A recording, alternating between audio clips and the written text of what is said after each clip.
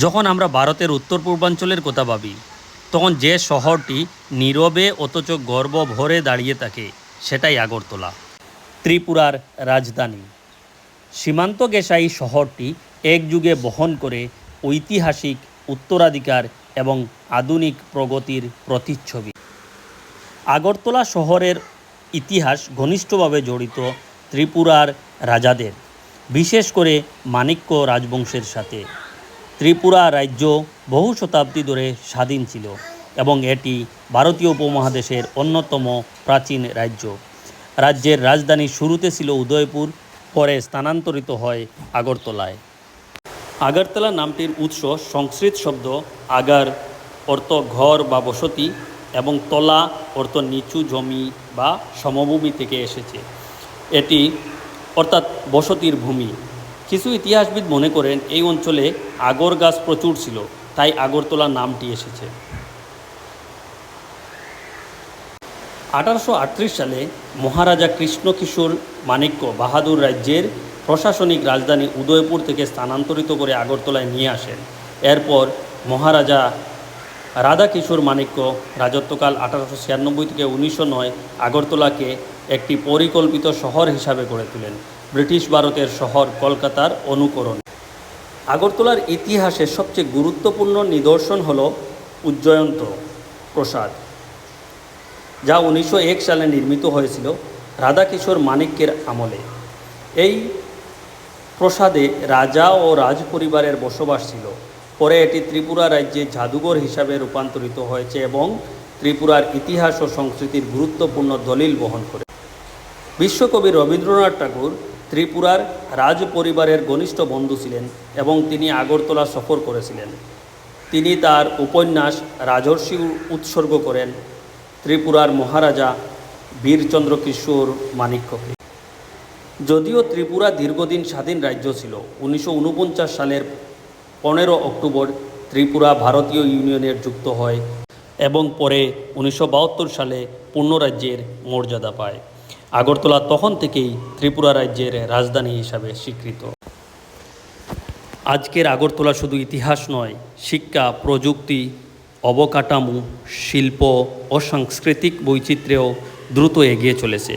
ত্রিপুরা বিশ্ববিদ্যালয়, NIT Agartala medical college আজকের প্রজন্মকে গড়ে তুলেছে। স্মার্ট সিটি প্রকল্পের আওতায় আধুনিক রাস্তাঘাট, CCTV, LED lighting, intelligent traffic system নির্মিত হচ্ছে। আগরতলা আন্তর্জাতিক সীমান্ত বাণিজ্য কেন্দ্র, আইসিপি ভারতের অন্যতম গুরুত্বপূর্ণ সীমান্ত বাণিজ্য পথ। সংক্ষিপ্তভাবে বলা যায়, আগরতলা এক শহর যেখানে রাজাদের পদধ্বনি আজও শোনা যায় প্রসাদের অলিন্দে, আর যেখানে ভবিষ্যতের স্বপ্ন আঁকা হয় বিশ্ববিদ্যালয়ের ক্লাসরুমে। আগরতলা শহর বহু ধর্ম, বহু জাতি ও বহু ভাষার এক চমৎকার মেলবন্ধন। এখানে বসবাসকারী মানুষের মধ্যে আছে বাঙালি, ত্রিপুরা, চাকমা, রিয়াং,